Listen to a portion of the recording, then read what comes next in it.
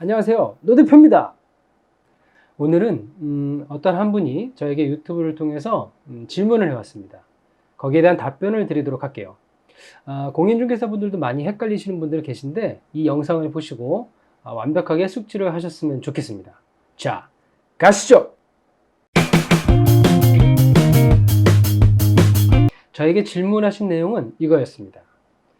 이분이 상가 임대차를 계약을 하셨고요. 2016년 한 8월경에 첫 계약을 하셨나 봐요. 보통 상가는 1년 아니면 2년 계약을 많이 하십니다. 여러분 잘 알고 계시죠? 그래서 이분이 2년 뒤에 다시 2018년 8월에 1년 재계약을 하신 거예요. 그때까지도 금액 변동 없이 기존과 동일하게 보증금 3천만 원에 월 임대료 200만 원으로 계약을 하신 겁니다. 그래서 2018년 8월에 다시 한번 재계약을 진행을 했고요. 그런데 다시 이제 2019년이 돼서 재계약을 하려고 하는데 임대인 분이 그동안 임대료를 한 번도 인상하지 않았으니까 이번에 조금 인상을 해야겠다. 그래서 임대료를 200만 원에서 50만 원을 인상한 250만 원으로 인상하겠다. 자, 계약하자. 이렇게 된 겁니다. 그래서 이 임차인 분이 노 대표에게 질문을 해온 겁니다. 자, 50만 원을 인상해달라고 그러는데 어떻게 해야 될까요? 자, 어떻게 해야 될까요, 여러분? 어떻게 해야 될 거 같니? 어떨 것 같아? 그동안 또 한 번도 인상도 안 했고, 또 그랬으니까 소급 적용해서, 해줘야 되는 거 아닌가? 그래, 그런 것 같아. 또 안 했다가 나가라 그러면 어떡해? 여러 가지 의견들이 있을 겁니다. 일단 정답은 상가 건물 임대차 보호법에 따르면 기존 차임 또는 임대차 보증금의 5%까지만 증액할 수 있습니다. 그리고 이 증액은 1년간 1회에 하나입니다. 그리고 이 임대인분도 헷갈리실 수가 있는데 이 5% 증액이 무조건 1년마다 5% 증액하라는 것이 아니고요. 이 차임이나 보증금이 주변 시세에 맞지 않거나 또는 뭐 기타 다른 사정이 생겼을 때 5% 안에서 증액을 청구할 수 있다는 얘기입니다. 그러니까 무조건 1년마다 5%씩 올리라는 것은 아니에요. 그리고 다시 말씀드리지만 증액이 있은 후에 1년 이내는 다시 한번 증액을 청구할 수가 없습니다. 그래서 앞서 질문한 이 경우에는 50만 원 인상이 할 수가 없고요.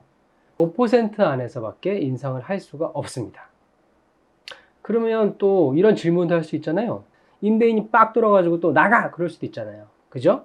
하지만 상가건물 임대차 보호법 계약갱신 요구권이 5년에서 최근 10년으로 개정이 되었잖아요.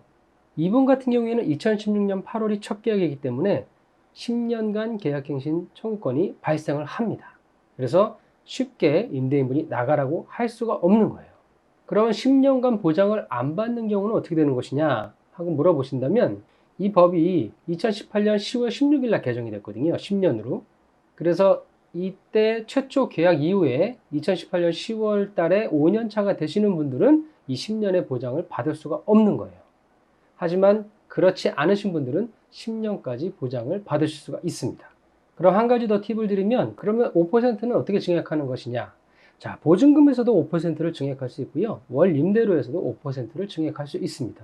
그럼 이분이 3천에 월 임대료 200만 원이었으니까요. 보증금 5%를 증액하면 3,150만 원이 되는 거고요. 임대료 200만 원을 5% 인상하면 210만 원이 되는 겁니다.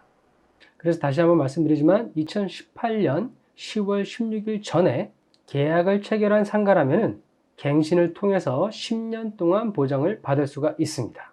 자, 이제 어렵지 않죠?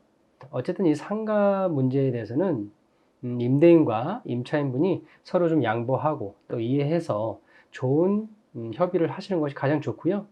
하지만 그래도 상가 건물 임대차 보호법이 약자를 위한 임차인을 위한 좀 더 법이기 때문에 이런 규정이 정해져 있기 때문에 마음대로 임대료를 인상할 수 없다는 점은 참고하셨으면 좋겠고요.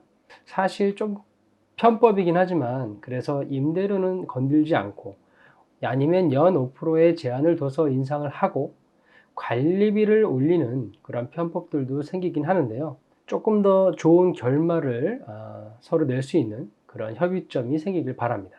그리고 기존 임차인이 아닌 새로운 임차인과 계약할 때는 임대료 5% 인상 적용 규정에 적용이 되지 않습니다. 자, 질문하신 분의 명쾌한 해답이 되길 바라면서 오늘 노대표TV는 여기까지 하도록 하겠습니다. 혹시라도 이 상가 건물 임대차 보호법이나 주택 임대차 보호법에 대해 궁금한 점이 있다면 노 대표 TV에 댓글을 남겨주시면 제가 성심성의껏 이렇게 영상을 올리거나 아니면 답변을 드리도록 하겠습니다. 노 대표 TV 많이 구독해 주시고요. 이제 진짜 2019년이 다 가고 있네요. 아쉽지만 또 새로운 2020년을 준비하는 그런 연말이 되기를 바랍니다. 그럼 여러분 감사합니다.